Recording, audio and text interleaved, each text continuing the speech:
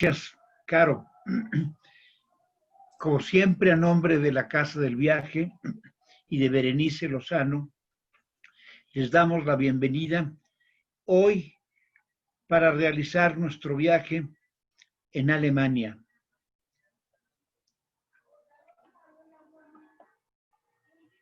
El tronco alemán en la historia de Europa, es decir, el tronco racial de los pueblos germánicos, ha sido fundamental en la historia de Europa. Es, digamos, el otro pilar junto con el pilar latino, el otro es el tronco germánico. Anexo a ellos se encuentra y cuya influencia ha ido creciendo todo el grupo de países eslavos, pero antes de hace un siglo, realmente Europa se fundamentaba en estos dos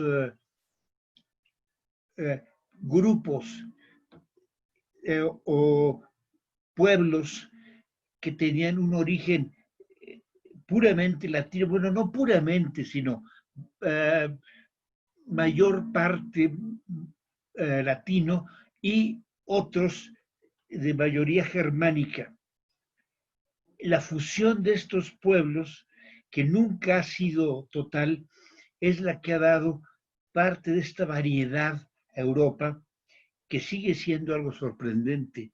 Nosotros viajamos por Europa y es algo sorprendente cómo de Alemania se pasa a Austria o se baja hacia Liechtenstein para entrar a Italia y nos encontramos con otro temperamento, otra forma de ver la vida, otra forma de comer, una lengua absolutamente distinta que quizá un filólogo pueda ver las raíces de las palabras, pero es el alemán para alguien que no habla alemán o ha tenido una educación relacionada con estos pueblos, definitivamente es imposible entenderse. No es el caso, por ejemplo, del francés con el español, que bueno, no le entendemos, pero es más afín, o el español con el italiano. Europa tiene esta magia de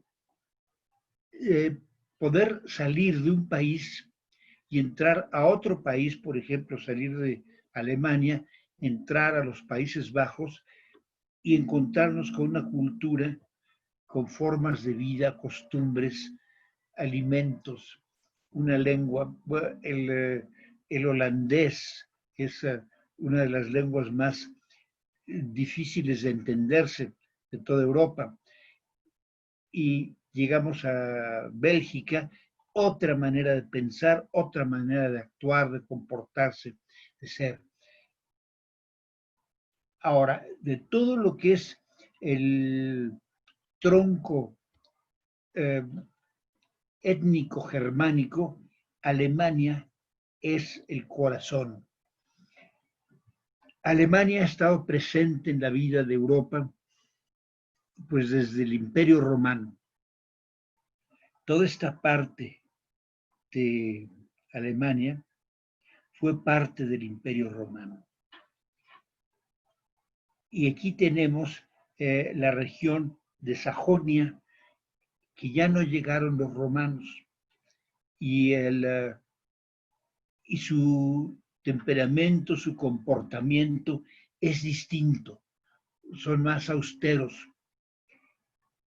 Después tenemos el grupo en Baviera, que es gente más alegre, más afín a los pueblos latinos, aunque la lengua, el alemán que se habla en Múnich, es absolutamente incomprensible si no hablamos el idioma. Este es el mapa general de Alemania. Los destinos turísticos, bueno, como ciudad, Berlín, que es la más importante ciudad de Alemania.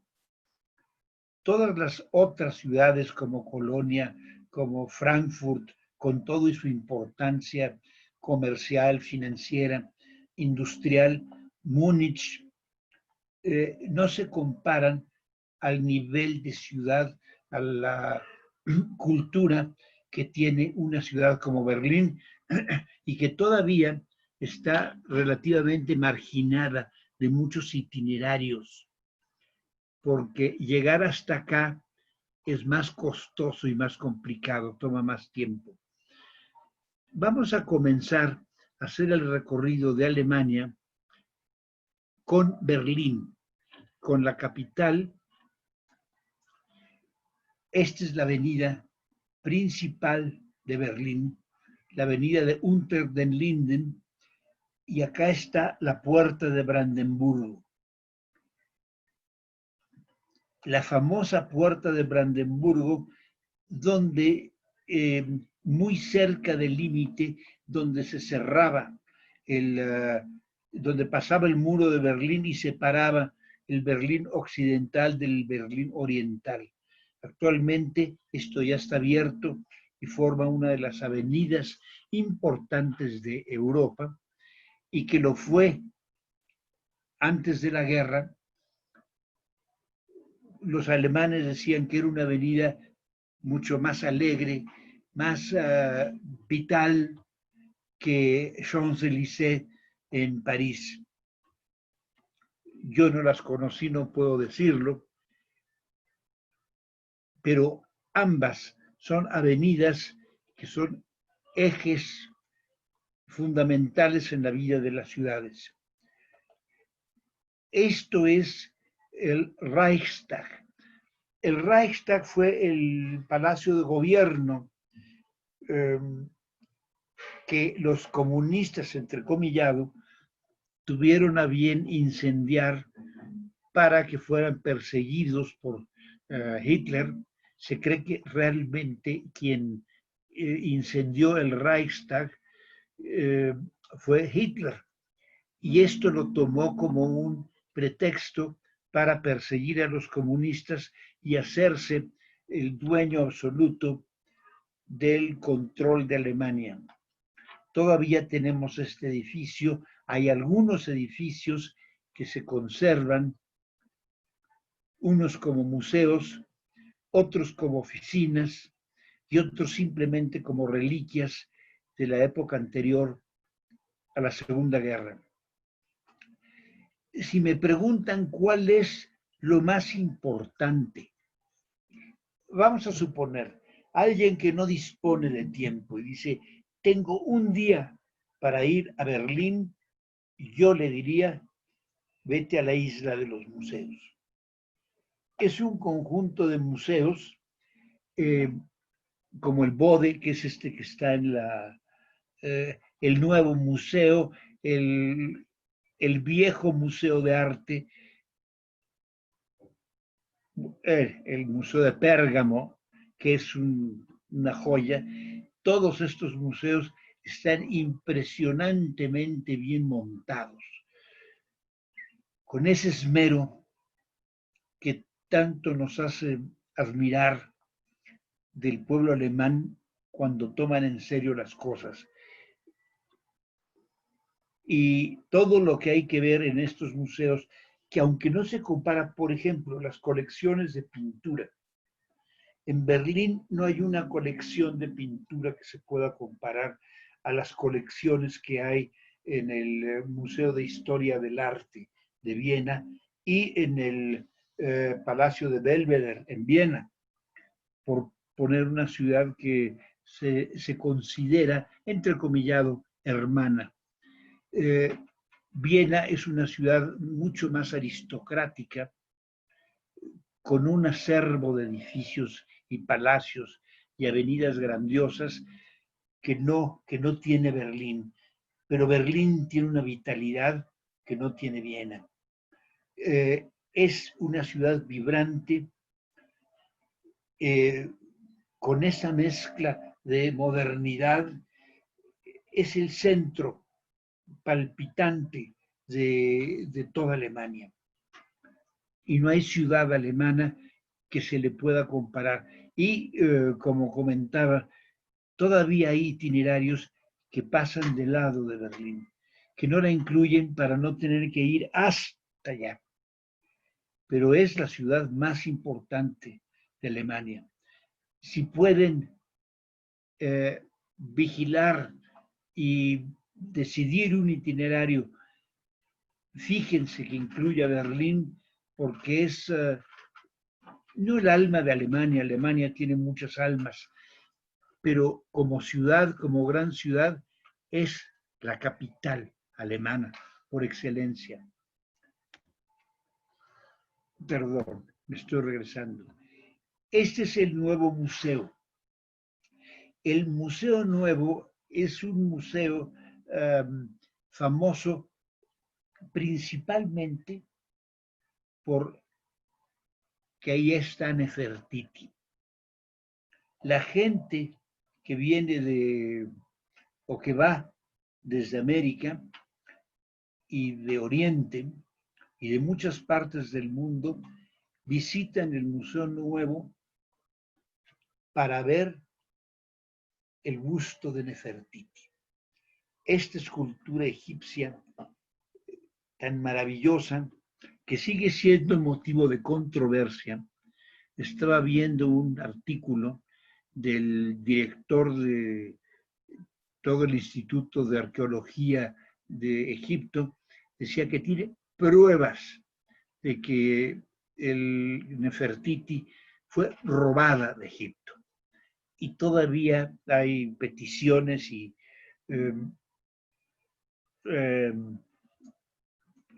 incubándose pleitos. Y bueno, la última declaración al respecto de Angela Merkel fue: no se va a devolver, ni se presta ni se devuelve. Nefertiti se queda en Alemania. Sin embargo, los egipcios dicen: Nefertiti pertenece a Egipto. Y si a eso nos vamos, ese legato puede ser difundido por todos lados de los museos del mundo, y muchos museos se quedarían en paños menores, porque gran parte de la riqueza de los museos, sobre todo de los museos europeos, como es el caso del Británico, del Louvre, del Vaticano, son museos que han sido enriquecidos con tesoros que vienen de otras partes del mundo. Bueno, aquí tienen a esta maravillosa muchacha, esposa del rey Akenatón, una de las piezas más emblemáticas del arte egipcio, con este cuello delgadísimo, estas facciones principescas, esta ligera sonrisa entre displicente, altiva y gentil.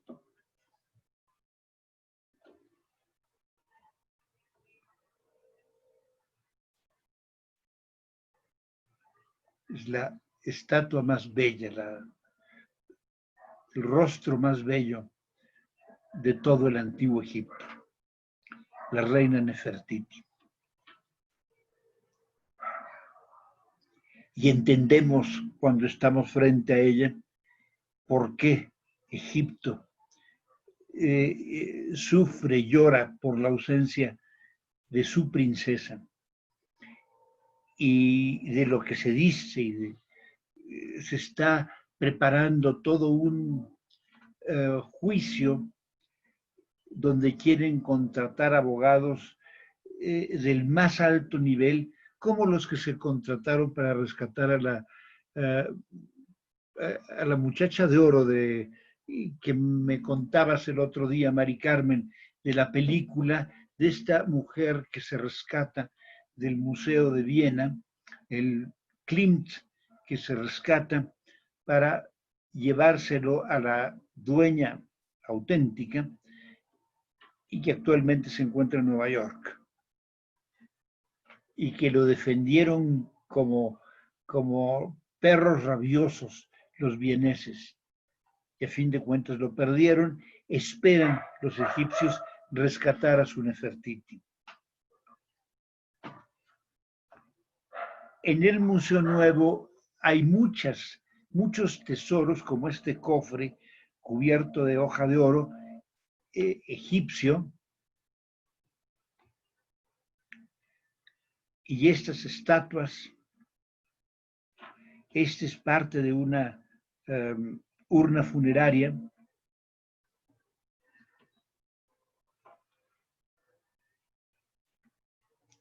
Todo esto es parte del Museo Nuevo, enriquecido con antigüedades egipcias.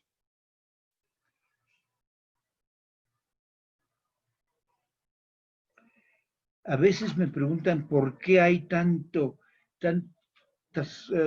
piezas egipcias en Berlín. Recuerden que el Imperio Otomano era aliado de Alemania y hubo todo un largo periodo en que los otomanos estuvieron en Egipto, eran los mandamases, y esto les permitió abrir muchas puertas.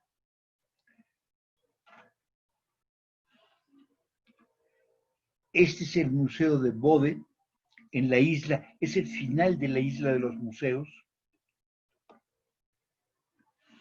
Esa es la entrada del Museo Bode, que es de obras de arte, tienen de todo tipo de escultura clásica, escultura barroca. Estas son las escalinatas que nos conducen a la parte alta. Esta es la entrada, impresionante entrada al museo. Y entre las joyas que hay en el Museo Bode, y les confieso, la vez que yo tuve oportunidad de visitarlo, esto fue lo que más me llamó la atención, que son estas obras hechas en madera, talladas en madera, del gran escultor o tallador de madera, Tilman Riemenschneider. Era un maestro en el tallado de madera. En Rothenburg hay unas piezas de él que son quizás sus obras maestras, pero siempre toda la obra de Tilman Riemenschneider son estos rostros tristes, como atormentados, como poseídos de un profundo dolor. Aquí tenemos otro trozo de un altar, y lo que les decía, fíjense en los rostros. Este no tiene el refinamiento del anterior, y sin embargo, sus rostros son siempre tristes y son fragmentos. Este es un fragmento de un altar que hizo este tallador, el más célebre de Alemania. Bueno, este no lo van a ver, pero se los muestro porque ha sido uno de los grandes robos del siglo.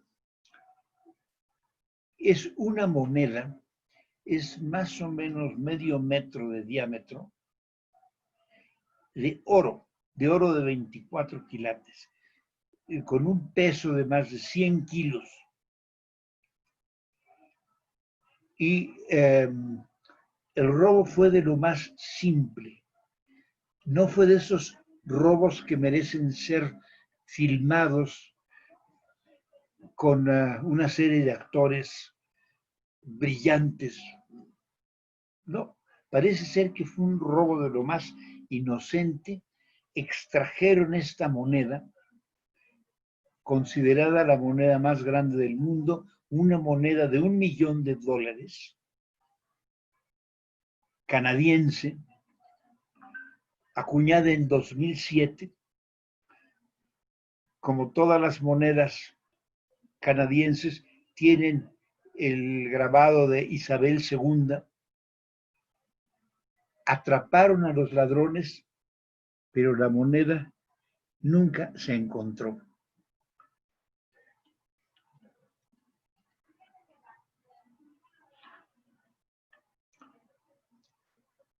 Y esta es la entrada del Museo de Pérgamo. De los museos alemanes, quizá el más, bueno, el más visitado tal vez por ese sex appeal que tiene Nefertiti, puede ser el Museo Nuevo, pero el museo arqueológico más valioso es el Museo de Pérgamo, donde vamos a encontrar la puerta de Istar de Babilonia. En Babilonia no tienen una cosa similar, en Irak no la tienen. Toda está hecha con ladrillo vidriado.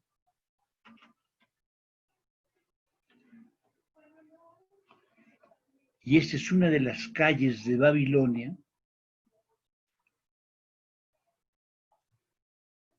reconstruida en los pasillos del museo. Acá al fondo tenemos la puerta de Istar.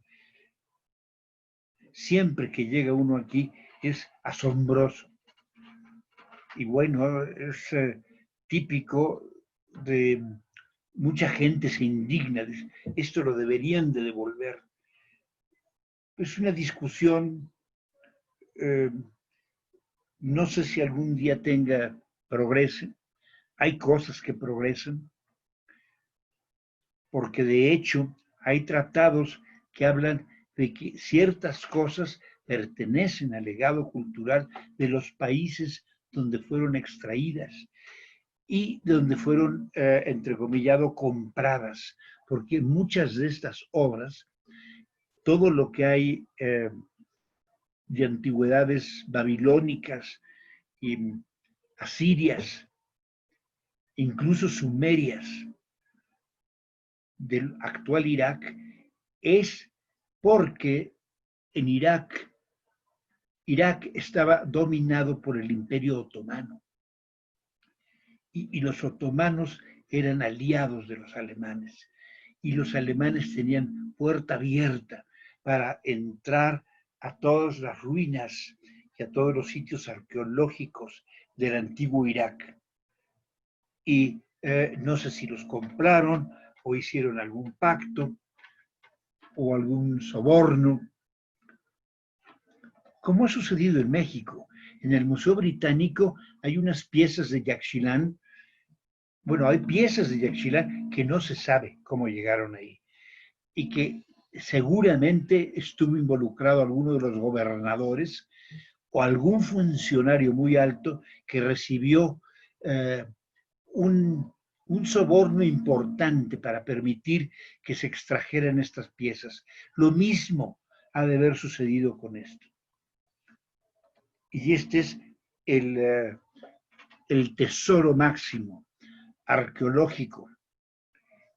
Repito, aunque Nefertiti tiene más admiradores, esta es la pieza más importante, arqueológicamente hablando, que hay en Berlín, que es el altar de Pérgamo.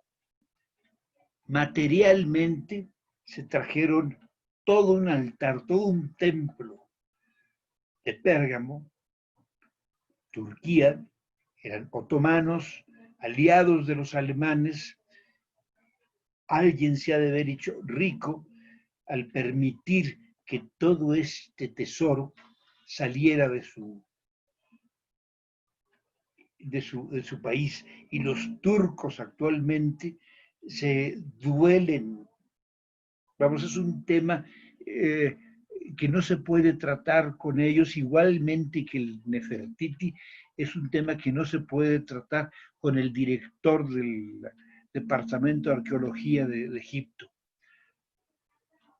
Es impresionante este altar de Pérgamo. Bueno, salimos de la isla de los museos. Si se quiere ver bien, se debe de emplear un día. El único problema de dedicarle un día es que hay un momento en que se agota el viajero de andar de museo en museo, caminando. Visitar museos es cansado. Después de estar mucho tiempo de pie y caminando en pequeños tramos, la gente se cansa. Y lo ideal es irse una semana a Berlín y dedicarle 2 horas en las mañanas a cada museo, y después de 7 días ya los vieron todos, disfrutaron Berlín, vieron todo lo demás, los palacios, fueron a Sanssouci, vieron las plazas, en las noches se fueron de parranda y aprovecharon esa intensa vida nocturna de la cual Berlín hace gala en la actualidad. Ese es el Palacio de Charlottenburgo, uno de los palacios que sobrevivieron a los tremendos bombardeos de la Segunda Guerra. Semi sobrevivieron porque sí tuvo sus fracturas, algunos de sus brazos tuvieron que ser enyesados, pero aquí estamos, Charlottenburgo, tal como estaba antes de la guerra. Y este es Gendarmenmarkt, una de las plazas centrales de Berlín, muy importante. Este teatro, la iglesia del oeste, está la iglesia del oeste o la iglesia de los franceses, y está la iglesia muy similar de los alemanes, y esta es una iglesia católica.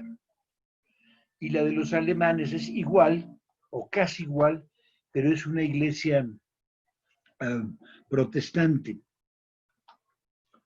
Entre las plazas de Berlín está la Plaza de Babel y el Palacio de la Ópera. La Ópera de Berlín, la Filarmónica de Berlín, se pueden considerar entre lo más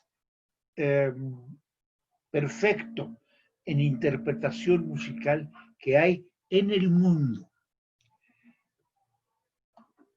Durante mucho tiempo, la Filarmónica de Berlín era el non plus, y decir está interpretado por la Filarmónica de Berlín y dirigido por este icono que fue Herbert von Karajan, era como decir lo máximo, justificaba un viaje.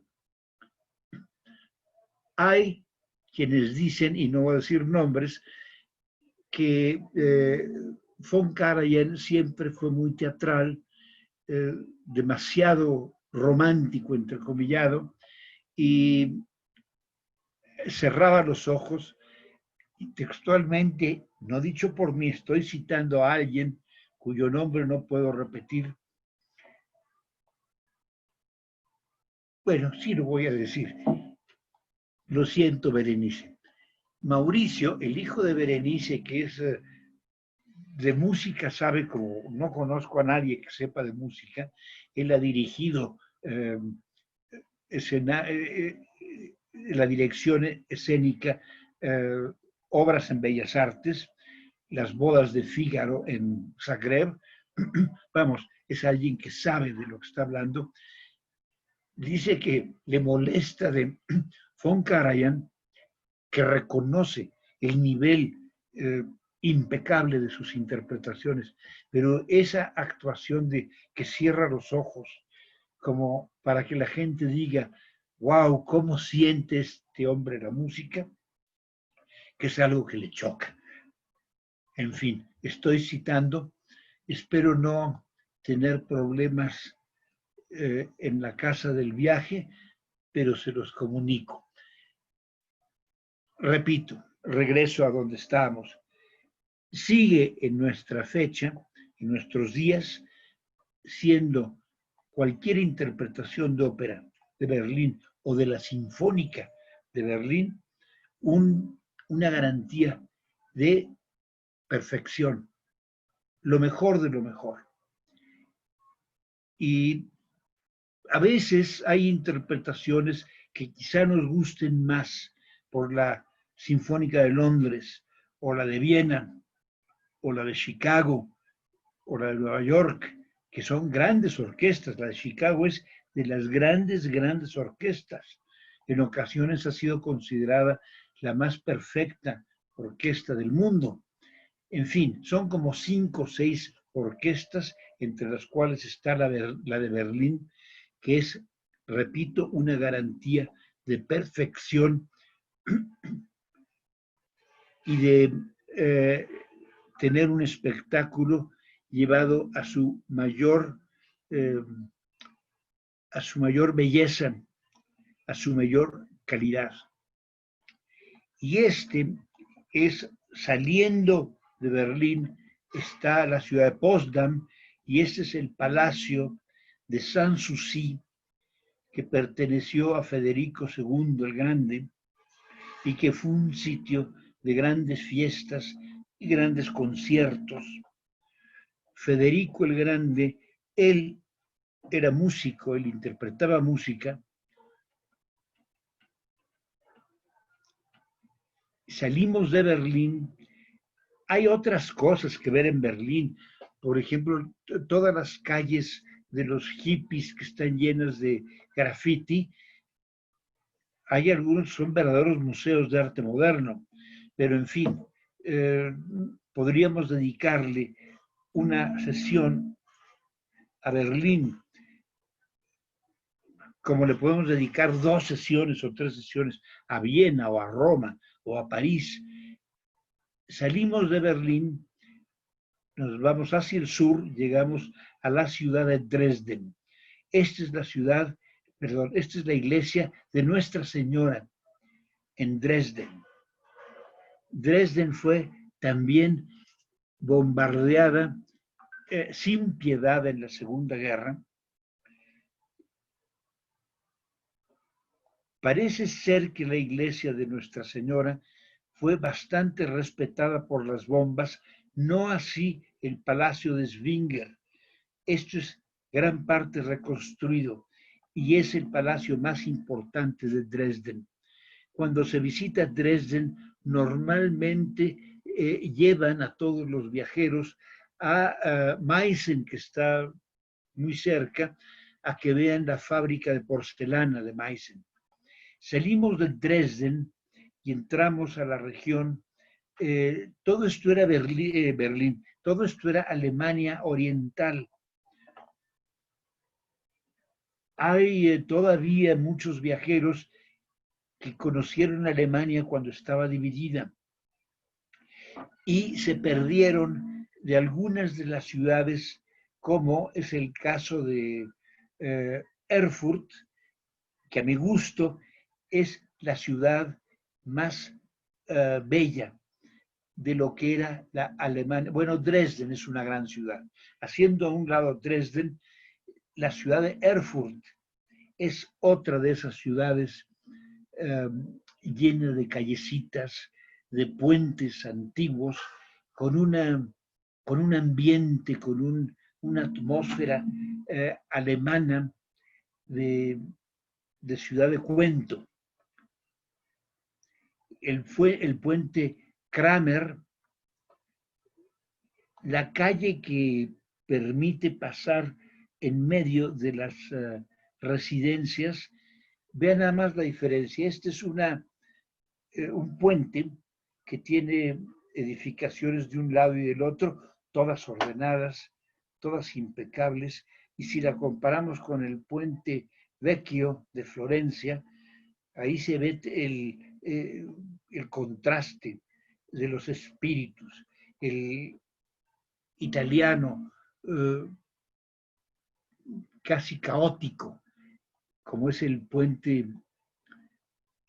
Vecchio. En cambio, el Kramer Brücke es todo del mismo tamaño, todas las hileras de las casas, como si se hubiesen mandado a hacer ex profeso en la fábrica de puentes en algún lugar de Alemania. Esto es en Erfurt, el centro viejo de Erfurt. Aquí está la Catedral de Santa María y la iglesia de San Severo.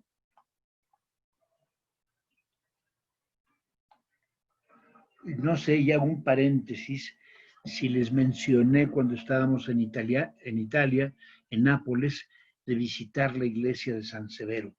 Las esculturas que hay ahí son únicas, son obras geniales del barroco italiano. Regresamos a Alemania. Aquí está la Catedral de Santa María y la iglesia de San Severo. Y de una vez aprovecho, ahora que me vino un recuerdo, desde hace tiempo quería hacer una aclaración cuando estábamos hablando de Budapest. Alguien me preguntó si Parlamento de Hungría, ese maravilloso edificio, estaba del lado de Buda o de Pest. Y me mencionaron por el micrófono que estaba del lado de Pest. Y yo con ese aplomo que a veces nos da la ignorancia y el olvido, yo dije, no, está en Buda. Y no, tienen razón, aclaro, está en la ciudad, en el otro lado. Y ni siquiera tengo el pretexto de decir, es que cuando yo lo visité, el Danubio corría diferente. Pues no, me equivoqué y lo corrijo. En Erfurt podemos entrar a lo que era Alemania federal, que actualmente ya todo es Alemania, y una de las ciudades que recomiendo ver, aunque sea de pasada rápidamente, es la ciudad de Bamberg y visitar este ayuntamiento. Es un edificio bellísimo y único sobre el río Regnitz, y vean todas estas pinturas del ayuntamiento de Bamberg. Todo esto está sobre un puente. Abajo pasa el río. Entramos a este túnel y estamos en la parte más antigua de Bamberg, que aunque fue bombardeada, no fue despiadadamente destruida, gracias a que no tenía industrias importantes. Pero Alemania, bueno, como toda Europa, sufrió el terremoto monstruoso de la Segunda Guerra, que todavía es algo inexplicable que haya sucedido. Esta escultura se llama el Centurión, está en Bamberg y es de este escultor de la República Checa, Igor Mitoraj.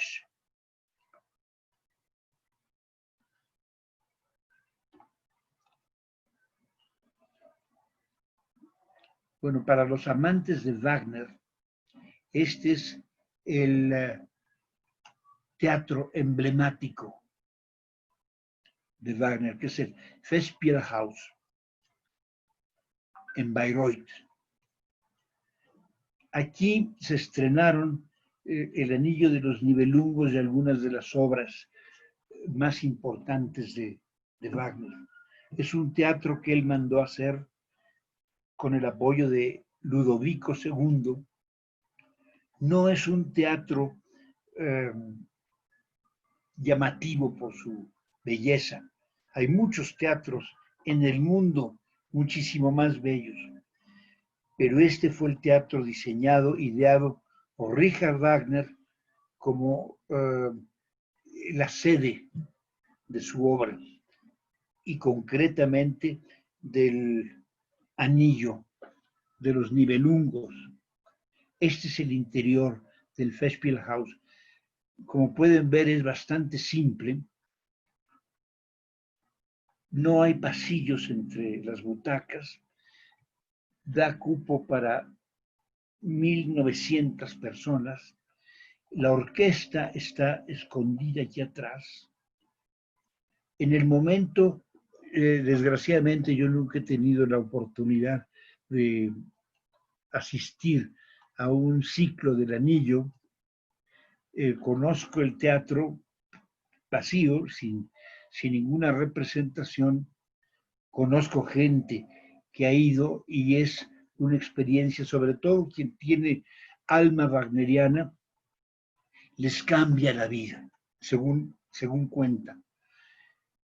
Se oscurece totalmente el teatro al grado que no hay ni una luz, es absolutamente oscuro. Y empieza a sonar la música, empieza como un murmullo de los contrabajos y se empiezan a unir los otros instrumentos simulando que es el Rin, el recorrido del Rin, el trayecto del Rin, y empiezan las voces de las ninfas, que son como las hadas del río, del Rin, y empieza a iluminarse todo el teatro y empieza esta gigantesca obra que toma 4 días, son 4 sesiones y que empieza con el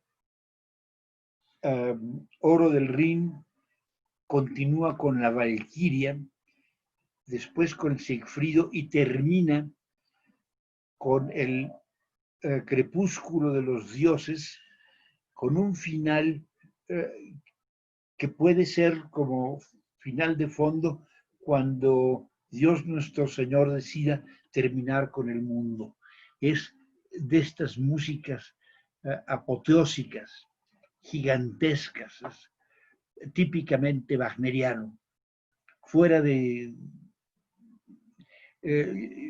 sí, recuerdo ahora un viejo que le gustaba mucho Wagner, pero él tenía un dicho que creo que no era de él, se lo ha de haber fusilado a alguien, pero decía, diciéndole a unas personas ahí que le decían, es que Wagner me cansa, y le decía a él, Wagner no es tan malo como se oye. Y no, bueno, una vez que se engancha uno con su música, es toda una experiencia. Y vivir la experiencia de Bayreuth ha de ser algo inolvidable, para lo cual se necesita tener aguante, porque son sesiones, la última, por ejemplo, son un poquito más de 4 horas y media. En fin, salimos de Bayreuth no de Bayreuth, salimos del Festspielhaus y aquí está el teatro Markgrafs. Vean lo que es un teatro, la belleza de un teatro barroco, a diferencia de esa austeridad del Festspielhaus de Wagner. Este es un teatro clásico del barroco. Este es un teatro para oír música italiana. Después de Bayreuth, descendemos un par de horas y llegamos a la ciudad de Múnich. Y aquí estamos frente al Hofbrauhaus, al histórico Hofbrauhaus, donde dio sus discursos Hitler y donde todavía se permite, se sirve a la gente y podemos ver a las meseras, al menos yo recuerdo una de ellas, grandotas, una verdadera valquiria, pero con las dimensiones como de 2 valquirias, que cargaba en cada brazo tarros de litro de cerveza. Y eran 4 tarros con sus manotas en cada brazo y los arrojaba en la mesa y caían todos perfectos, nada más se resbalaban, no se derramaba, bueno, sí, una que otra gota de espuma, así como era su arte, ¿no? Y parte de visitar Múnich es ir a tomar cerveza al Hofbrauhaus. Y esta es la plaza del ayuntamiento en Múnich, que todavía al sonar cada hora, la gente se reúne en la plaza para ver a los muñecos que salen a bailar o a desfilar de este reloj que toca una cancioncita y terminando de sonar la última campanada, se cierran las puertas y continúa la vida del ayuntamiento de Múnich.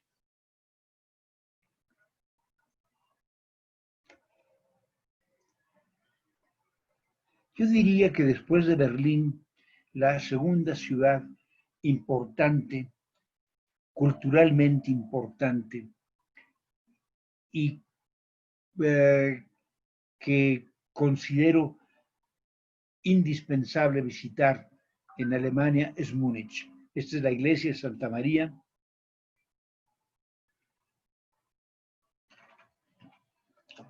Y el Palacio de Nymphenburg. Como comentábamos antier, son palacios que siguen ciertas... este no es tan versallesco, pero es muy común de los palacios en Europa tomarles prestado ciertos elementos, ciertas ideas a Versalles. Y este es el Amalienburg, que era un salón de juegos al estilo rococó en su absoluto esplendor. Vean estas molduras. Y esto es quizá lo más importante que visitar en el Nymphenburg. Saliendo de ahí, el paseo obligado es los castillos reales. Y el más importante de todos, aquí lo tenemos en invierno, es el castillo de Neuschwanstein. Debo decirles, este castillo lo mandó a hacer Ludovico II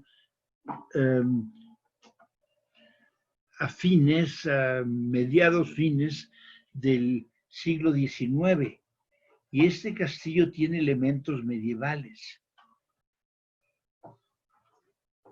A lo que voy es, este tipo de arquitectura ya no se usaba. Pero Ludovico II quería tener su castillo de cuento de hadas y lo mandó a hacer en medio de un paisaje sublime y ahí construyó su castillo de cuento de hadas con las torres, con los cucuruchos y muchos de los motivos de las pinturas interiores son de óperas de Wagner. Este es Neuschwanstein en el verano. Siempre es bellísimo este castillo, pero como les digo, es un castillo hechizo. La Edad Media, que era cuando nunca se hicieron en la Edad Media castillos tan afiligranados, eran mucho más tipo fortalezas, y este es un castillo básicamente ornamental. Otro de los castillos que se mandó a hacer Ludovico II es este de Linderhof, y está en la misma zona, al pie de los Alpes, y Linderhof es un pequeño castillo, no tiene las dimensiones de Neuschwanstein, y en el subsuelo, en el sótano, hay una gruta artificial que Ludovico mandó a hacer con esta góndola en la que él recibía a sus amantes. Aquí él recibió fue como muy emblemático, a uno de sus invitados, que fue este actor francés Didier, que era un actor aparentemente muy guapo, y aquí Ludovico y él vivieron su episodio de amor en una gruta sobre una góndola dorada. Creo que no hay nada más romántico que esto, ¿no? Y eran estos excesos de Ludovico, este es otro, la imitación, esta sí es una imitación que quiso hacer de Versalles, no con las dimensiones de Versalles, y es el palacio de Herrenchiemsee, que está en la mitad, en una islita, en la mitad del lago de Herren, de Chiemsee. La isla es Herren, el lago es Chiemsee, y en el centro está este palacio con su salón de los espejos, y no sé si, bueno, ahorita no, pero no sé si todavía el año pasado se seguían llevando a cabo conciertos en los fines de semana, viernes y sábados, en que se iluminaba con 20,000 velas el Salón de los Espejos,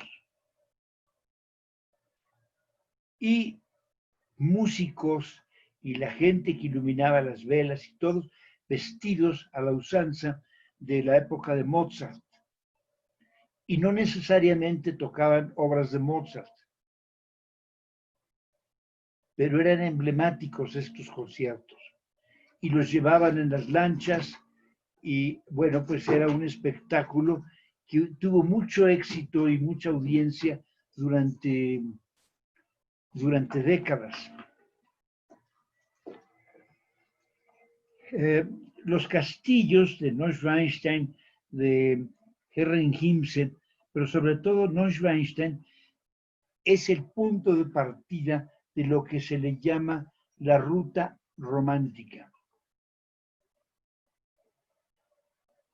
La ruta romántica, si se visita completo, pues son más de 20 pueblos y abadías que se pueden visitar en camino. Esto, a menos que se sea un fanático de la historia y del arte, vale la pena.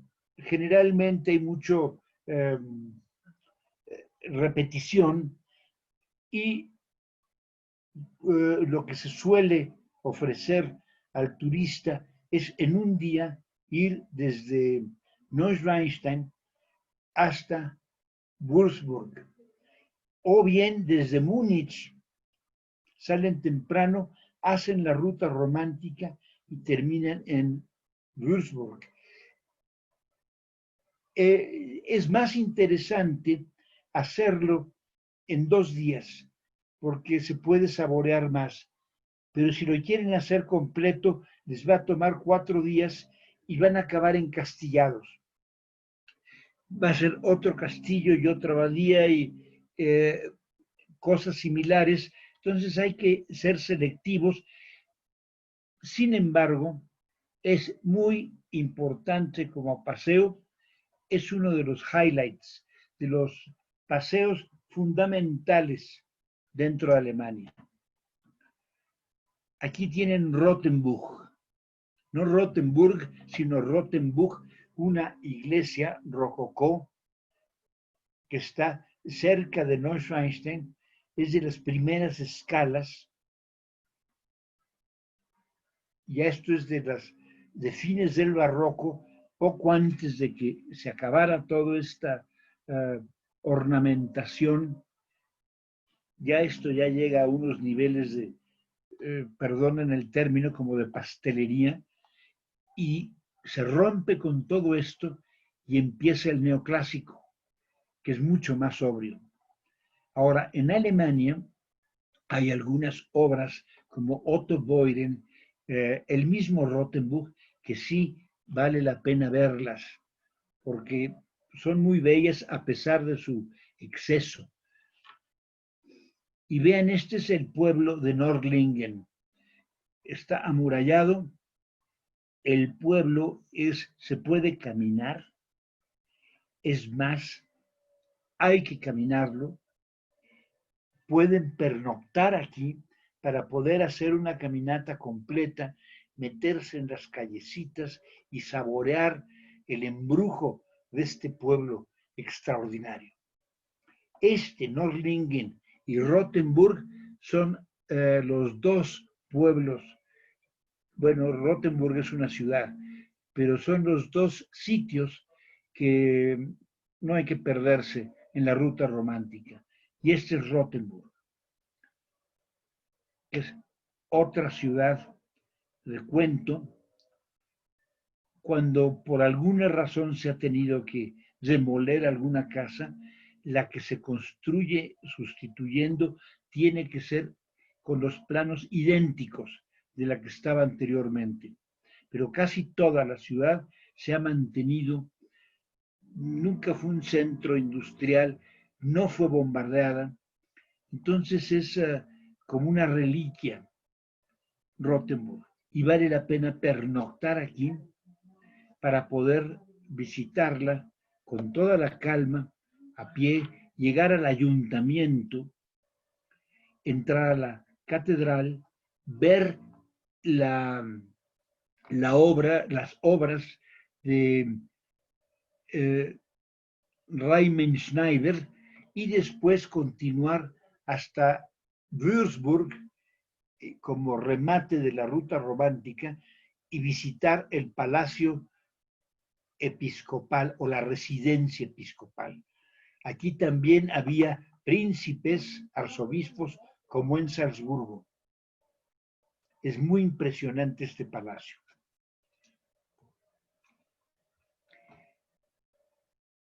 De aquí nos vamos acercando hacia la cuenca del Rin y una ciudad alemana que yo siempre recomiendo es Heidelberg. Acá arriba tenemos el castillo de Heidelberg, la ciudad de Heidelberg es una ciudad universitaria. Verla en tiempo de actividad académica es fascinante porque está llena de vida. Ir a las cervecerías y probar un tarro de cerveza de medio litro o de 1 litro con estas salchichas y papas doradas en unos sartenes que tienen ya como 1 centímetro de cochambre acumulado. Se oye feo, pero realmente esta capa de grasa y aceites y tanta comida que se ha hecho ahí contribuye al sabor único de estas papas y de estas salchichas que se acompañan de una de las cervezas más maravillosas inventadas por el hombre. Iba a decir una brutalidad, pero me van a decir que soy un fanático mexicano, con la excepción de la cerveza bohemia, que es la mejor del mundo. Esta es la Catedral de Colonia. Las torres son más altas que cualquier catedral francesa. Esta sigue los lineamientos, el estilo arquitectónico, los contrafuertes, los arcos arbotantes, los pináculos, todo el estilo, incluso los crochets, que son estos cogullos en español, estas bolitas que adornan las torres, sigue los lineamientos de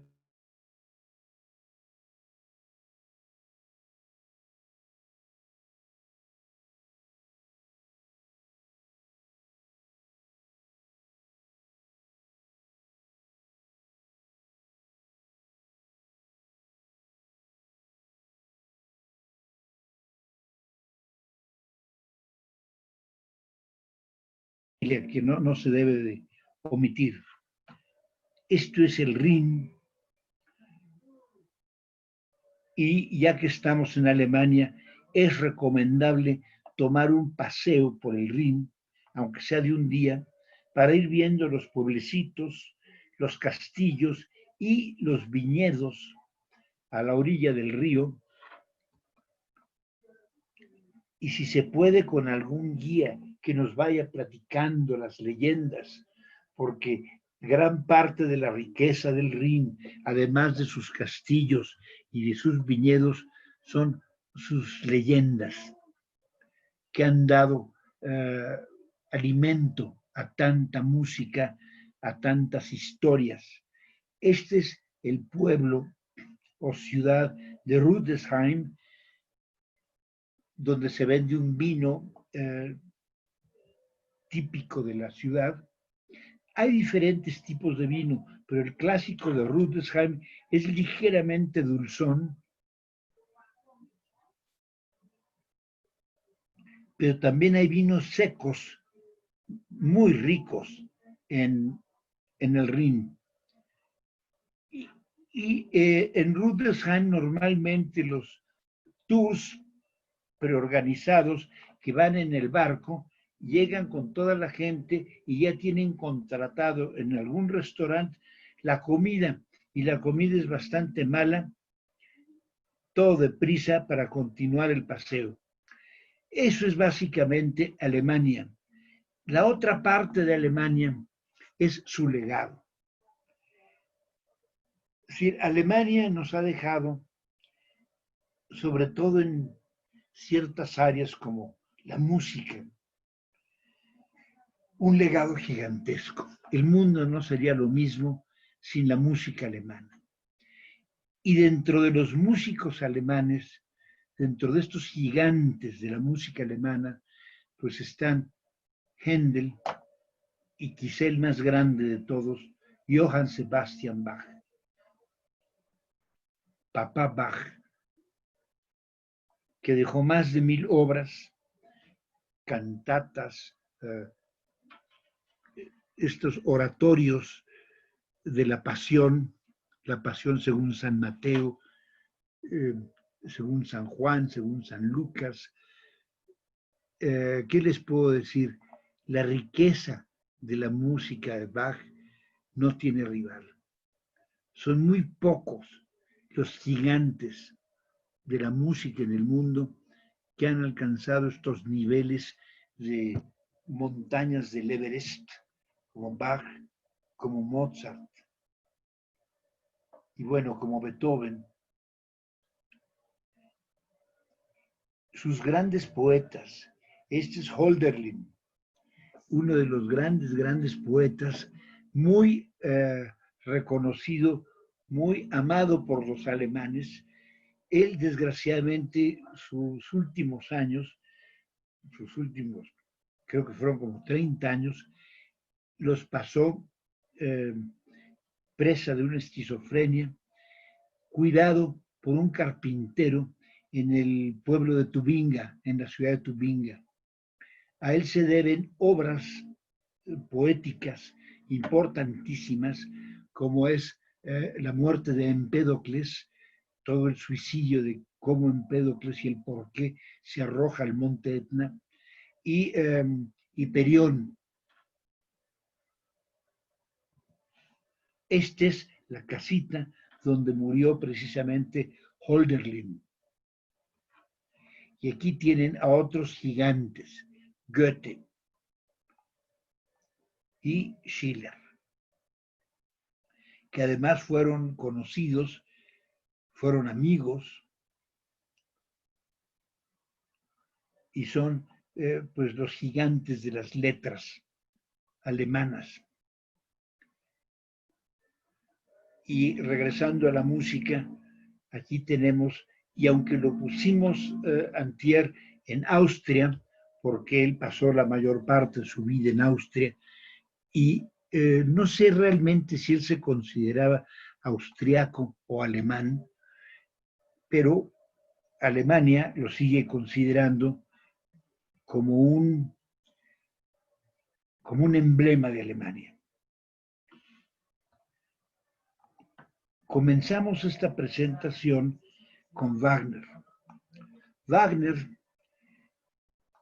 controvertido, todavía hay mucha gente que le rehúye, es otro de los gigantes de la música.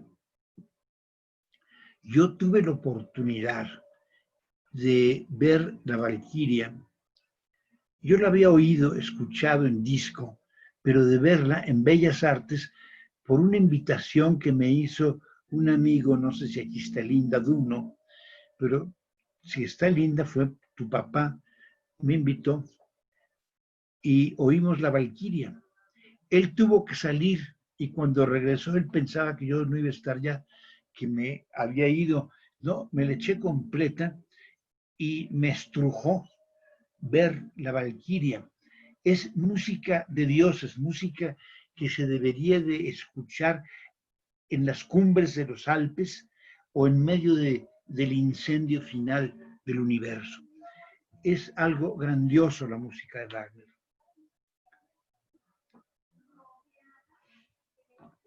Otro de los legados de Alemania es su filosofía. No me pregunten qué es lo que contribuyó cada uno de ellos, porque aunque he tratado a veces de entenderla, la filosofía se me escapa, sobre todo de algunos de los grandes filósofos, como Leibniz, a quien tenemos aquí enfrente, Kant, son filósofos que a través de su pensamiento han influido en pensadores políticos y han cambiado la historia del mundo. Uno de ellos es Kant, otro que ha influido más todavía ha sido Hegel.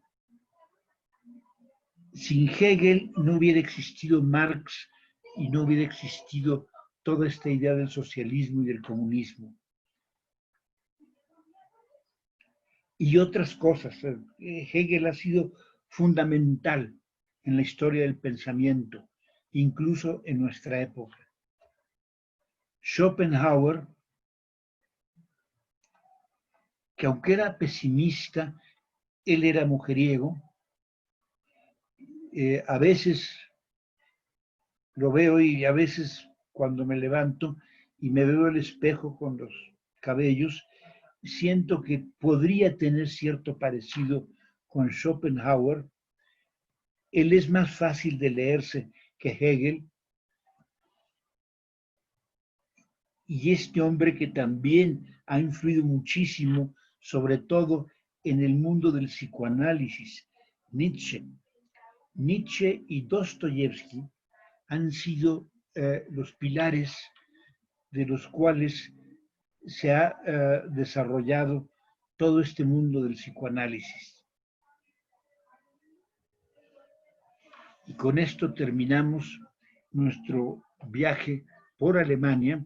Les informo que el próximo miércoles a las 6 de la tarde vamos a tener una sesión que me la han pedido para ver cuáles son esas playas, esos destinos de playas mexicanas que empieza la gente a pedir en las redes sociales. Las peticiones, la mayor parte de las peticiones y del interés manifiesto del público en general para próximos viajes, la gran mayoría está orientado hacia México y especialmente a playas. Yo creo que la gente necesita regresar al mar para nutrirse con el agua primordial de donde viene la vida.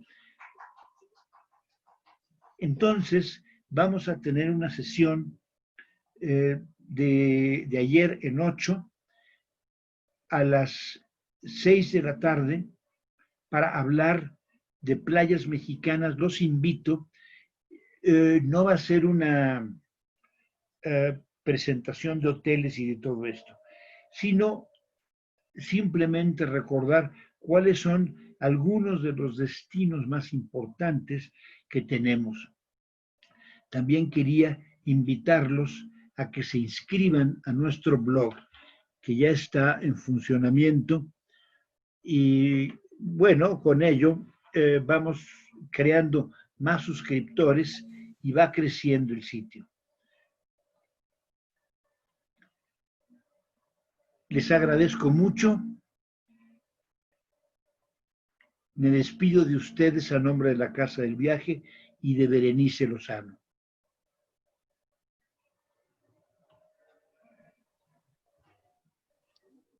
Gracias, señor. De nada. Muchas gracias, señor Raúl. Agradecemos a todos su amable atención. Muchas gracias. Hemos disfrutado este viaje. Gracias. Gracias. Muchas gracias. Bellísimo. Unos momentos más para continuar con las preguntas. Nomás unos momentitos más con sus micrófonos y videos apagados para que no se genere interferencia. Las preguntas pueden realizarlas en este momento, por favor, a través del chat. Como siempre, les agradecemos su apoyo. Entonces, si tienen alguna duda, aquí también dejamos las redes sociales para que puedan verlas. Denme un segundo, déjenme regresarme.